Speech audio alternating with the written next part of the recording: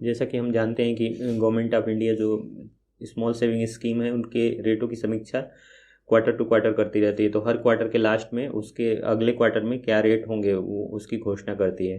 तो 31 मार्च को finance ministry ने एक नोटिफिकेशन जारी करके जो अगले अप्रैल से लेकर जून क्वार्टर के जो रेट रहेंगे स्मॉल सेविंग स्कीम के उसकी घोषणा कर दी।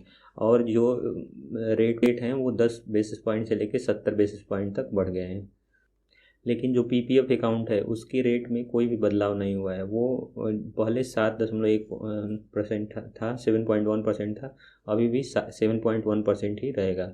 अगले क्वार्टर के लिए भी रहेगा, यही कह सकते हैं अगले फाइनेंशियल ईयर के लिए भी रह सकता है। पीपीएफ अकाउंट के जो रेट हैं वो 7.1% है, जबकि सभी बड़े बैंक भी लगभग 7% के आसपास का फिक्स डिपॉजिट का इंटरेस्ट ऑफर कर रहे हैं, जबकि छोटे मझोले बैंक जो है 8% और 8% के एबव ऑफर कर रहे हैं।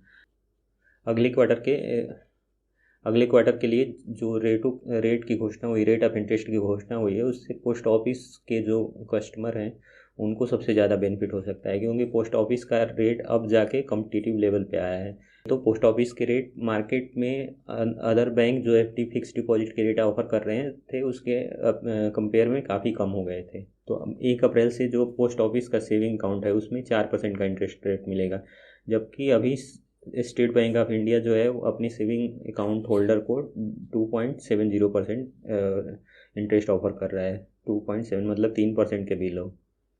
इसी तरह अब पोस्ट ऑफिस के आरडी यानी रिकरिंग डिपॉजिट में जो इंटरेस्ट मिलेगा वो बढ़ के 6.20% हो गया, जबकि पहले ये 5.80% था। तो कोई भी अगर उसमें रिकरिंग आरडी अकाउंट होल्ड करता है या आरडी अकाउंट ओपन कराता है तो उसको 6.20% का रेट ऑफ इंटरेस्ट मिलेगा। और जो पोस्ट ऑफिस के टर्म डिपॉजिट है उनके भी रेट बढ़ गए हैं। पहले 1 ईयर का जो टर्म डिपॉजिट था उस पर 6.6% इंटरेस्ट रेट मिल रहा था, वो अब बढ़ के 6.7% हो गया है। जबकि 2 साल का जो टर्म डिपॉजिट था उस पर पहले 6.7% मिल रहा था, उसकी जगह पे अब 6.80% मिलेगा। जबकि 3 साल के टर्म डिपॉजिट पे 6.80% मिल रहा था, अब 6.90% मिलेगा। ऐसे ही 3 साल का जो टर्म डिपॉजिट है उस पर 6.9% से बढ़ा के इंटरेस्ट रेट 7% कर दिया गया है। और 5 साल का जो टर्म डिपॉजिट है उस पर 7% से बढ़ा के 7.5% यानी 7.5% कर दिया गया है। स्टेट बैंक ऑफ इंडिया भी अपने जो highest rate of interest offer कर रही है वो 7.5% के आसपास है, वो भी सीनियर सिटीजन के लिए है। अब 1 अप्रैल से जो पोस्ट ऑफिस की मंथली सेविंग स्कीम है MIS, उसमें पहले 7.1% का रेट ऑफ इंटरेस्ट मिल रहा था, अब उसमें 7.40% का रेट ऑफ इंटरेस्ट मिलेगा। किसान विकास पत्र में अब 7.5% का इंटरेस्ट मिलेगा। ऐसे ही जो पोस्ट ऑफिस की या बैंक भी, कई सारे बैंक भी ऑफर करते हैं सुकन्या समृद्धि योजना, उस पर जो रेट ऑफ इंटरेस्ट भी गवर्नमेंट ऑफ इंडिया ने बढ़ा दिया है।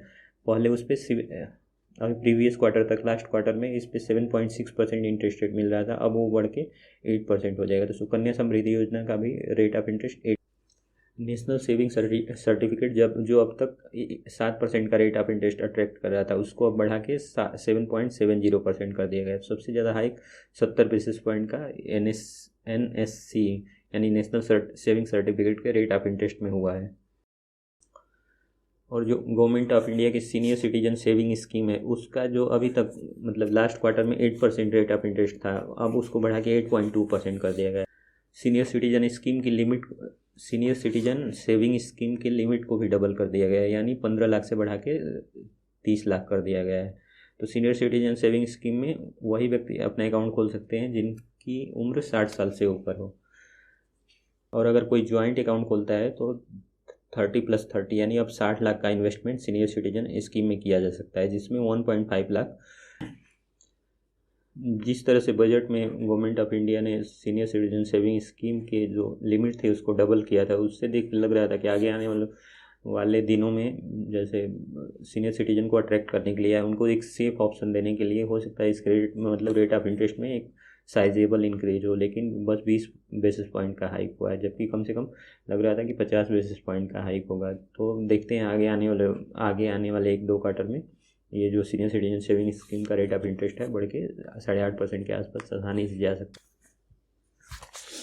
और बजट भाषण के दौरान वित्त मंत्री ने एक नई स्कीम की घोषणा की थी जिसका नाम है महिला स्वाभिमान सेविंग सर्टिफिकेट, तो उसके बारे में अगर डिटेल जानना है तो उसके लिए मैंने एक सेपरेट वीडियो बना रखी है, वो आप डिस्क्रिप्शन से चेक कर सकते हैं।